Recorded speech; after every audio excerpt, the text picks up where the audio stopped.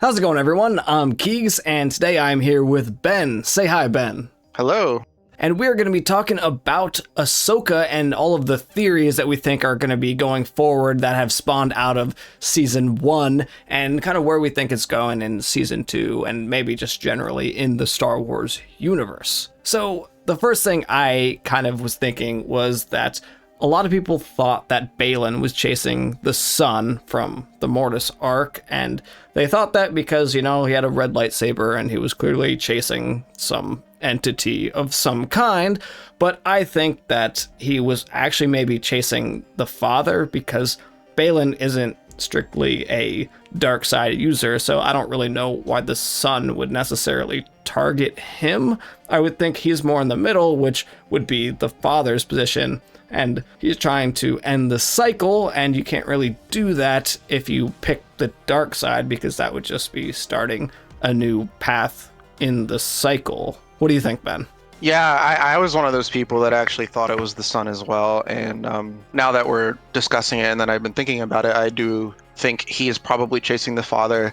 He had probably heard, so as far as we know from Rebels, that the concept of the ones and the ones themselves were known by the Jedi. We don't really have an idea of how much they knew, but it was in the Jedi archives. Yeah. So it stands to reason that Baylan had read about it at some point, because he had previously discussed, maybe not, he didn't realize it was Peridea specifically, possibly, but he had heard the stories of this place, Peridea, so, it makes sense that he would also have heard of the ones, given that we saw statues of the ones on Peridea. Yeah, it makes sense. And he's literally standing on the father. Yeah, and he seems a little bit older than Anakin, probably younger than Obi-Wan, but he seems particularly interested in sort of that kind of stuff, much like Qui-Gon was really fascinated by prophecy and sort of the will of the Force. Yeah. So I definitely think there's a strong chance that he's looking for the father. Yeah, I agree with that. I think there's also another very clear scenario that could be happening where maybe he is looking for the father, but he's actually being lured by maybe the sun or some other dark entity. I know I've heard of the theory out there sometimes that Abeloth is someone that he might be chasing, or that might be deceiving him into kind of finding her and using her power in some way. Personally, I don't know a lot about the Abeloth character. I just haven't brushed up on all my Legends content. So I think you know a little bit more about that. Do you want to hit a couple talking points for people that might not be aware like me? Yeah, sure. So Abeloth, I think conceptually existed before the Clone Wars arc for Mortis happened, but it was integrated into the Mortis mythology after that came out. And basically she started as a servant, and she was mortal of the ones about 100,000 years before the Battle of Yavin, so they're pretty old. That's super old. The way this story sort of plays out, plays a sort of a soft allegory to the creation myth from Judeo-Christian Islamic religions. Eventually she became the mother, and oh, interesting. I did not realize that. So I mean, the father's the middle, the daughter obviously the light, the son the dark, or whatever. What is the mother? Just another middle? The mother, and the way that it's described here, is sort of the caretaker of both. Interesting. We don't fully know the nature of how the father's powers work. I mean, we don't know how any of them really work, but I think the son and the daughter are more well-defined than what the father is. Yeah, they kind of just use the raw power of the light or dark side. Yeah, if you sort of... The way that... this is sort of important to this, I think. The way that balance sort of works in Star Wars is, I think cosmically, it is yin and yang, where dark and light both have to exist, and that sort of just follows the rule of nature. Darkness is the absence of light, and from that, light can show and, outweigh the darkness. And you can't really have one without the other, just like you can't conceive of what happiness is without pain, because you don't have something to compare to. That's a very popular philosophical notion. I don't know that that's necessarily physically true biologically. But it helps to have that. Anyway, the reason that matters, though, is because if you view them sort of as representations of the cosmic force, then the father can sit in the middle and keep the harmony of both. We know that the dark side doesn't work that way for mortals. It's more fueled by emotions. Emotions that are explicitly negative. Yeah. Or selfish or self-serving in some way. And it seems to corrupt you over time too. You can kind of just see that even from Luke in Return of the Jedi. If you really get down to it, Palpatine didn't have too much to tempt Luke with. But even tapping into the dark side from getting angry a little bit, like, kind of sends you spiraling. Yeah, which is why it's so impressive that it doesn't really feel like Baylan is spiraling. I mean, I don't know if I can say that with a straight face because he is chasing an essential god, so it seems like it might be a spiral. He's definitely a bad guy, but he seems more like, those charts, he'd be like lawful bad guy. Like, he doesn't seem to revel in killing people or want to, or he just does it because they're in his way and he needs to get to the other door or whatever. Right. It's not like Palpatine where the cruelty is the whole point. It's sort of like, I will be cruel if it, sort of furthers the goal that I have, but he's not like happy about it per se, but that still is tapping into the dark side. Yeah. So that matters in that sense. So I don't think he'd be able to wield the power the way that he thinks. And as far as Abeloth is concerned, got sort of sidetracked there. Apologize.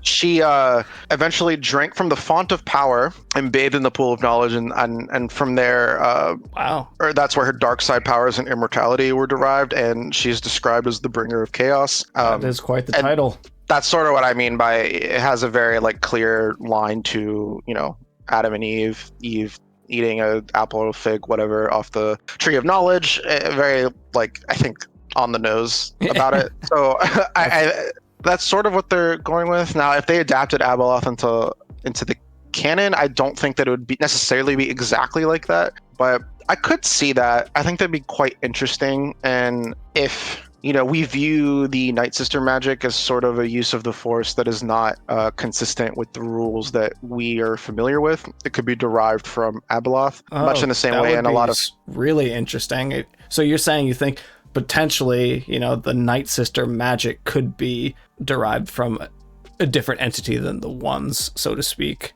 Just like the Ones watch over the natural force, and Abeloth is sort of a corruption of that natural force, and that's why the Night Sisters get their witch-like powers. That would be awesome. I love that theory, actually. Yeah, so I think it'd be quite interesting if that were the case, if that was tempting. I definitely don't think it's the father tempting Baylan. I think he believes it's the father. Yeah, that's kind of how I feel too. So I feel like both you and me and maybe some other people out there feel like Baylan is searching for something, but he doesn't quite know what he's going to get himself into. He's going to get there and maybe realize that, hey, this isn't exactly what I was chasing. I don't know. That's kind of how I feel, where he's might be getting in over his head and he doesn't quite realize it yet. Yeah, I agree. And it sort of plays into, there is a consistency to that. The dark side is usually what tempts people, especially someone like the Sun or Abeloth. Baylan has this knowledge of these things. The Ones seem to have not omnipotence, but something like it. Like the Sun had the ability to show Anakin a future. We know from Star Wars that future is always in motion. Like, it doesn't necessarily have to be that way, but he showed the future that he was scared to see. So it sort of makes sense that the Sun or someone like Abeloth could be tapping into that, senses that desire, and he's powerful in the Force and is connecting to him that way. It's definitely not something good tempting him. There's no possible way. Nothing looked more ominous than him standing on that rock with like lightning and dark clouds over top of him. That's absolutely foreshadowing 101.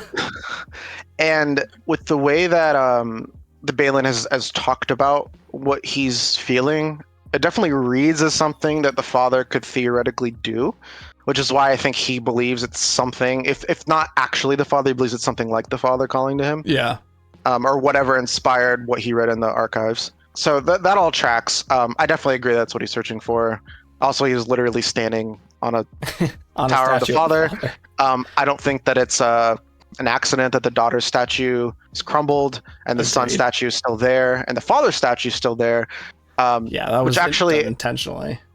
Yeah, this is a lot of like correlation that could be nothing, and there's probably like a historical and cultural reason for the daughter statue to be crumbled as far as the Night Sisters are concerned. Maybe they don't like her, but I think symbolically, and I think it definitely does mean something that the statue's crumbled and the other two are not, given that Filoni especially operates on the visual language of how George Lucas does things, and that sort of information is as much of the story as what the characters say. Yeah. So that's why it is worth looking into those details. And what we can establish from that is, you could say, well, maybe that does lend credence to Abeloth, because you look at the son and the father are there. Daughter's missing, that creates chaos and imbalance. Or it could just be the son. But I feel like it leads more towards something like Abeloth. Maybe if it's not her, something that sort of fills a similar role. Yeah, I definitely think that is what is happening. So I do look for those little details in especially Dave Filoni's work, because like you said, he was trained by George Lucas, who did a very similar thing with the way he told stories. So I definitely think that people think that, hey, maybe we're reading too much into this, but I really don't think that's the case, just by the nature of how they tell stories. Absolutely. And not everyone that creates Star Wars stories follows this. I think True. notably, I think most of them don't really. Yeah, the movies in particular don't really, the sequels, and this isn't to like crap on them or anything, I'm just saying that they don't follow the visual language of what Star Wars is and how it tells its story. It has the aesthetics, obviously, and I feel like they throw sometimes like Easter eggs or references in, but they don't really mean anything to the lore to further the story, you know? Right, and that's a big thing of sort of getting the full experience on something like Ahsoka, and that's not like an arrogant thing. It's just that film is very visual, as we know since we're watching it, and I think it's important to keep in mind that the way things are framed on screen is important, and we should think about these things. And a lot of directors are more literary in nature, meaning like their stories really told through the dialogue, and the visuals sort of supplement that. Whereas with George Lucas, it's visuals first. That doesn't mean special effects first. It just means tells the story through the setting, and where the characters are in a scene, what's around them, the lighting, all that kind of stuff. And the dialogue is sort of secondary. So not secondary, but it supplements that rather than the other way around, which is common for filmmaking. So I would say if you're somebody that really likes Star Wars but isn't totally familiar with that sort of stuff, I'd look into it, because I do think it's important. And I think that's where these theories are sort of being derived from. Which is another reason it's worth discussing. Yeah. So I think something like Abeloth. For sure. Well, I think we've beat this theory over the head. So we have a lot more theory videos planned, so stay tuned for that. I'm Keeks, and I will catch you all next time for some more Star Wars Ahsoka theory content.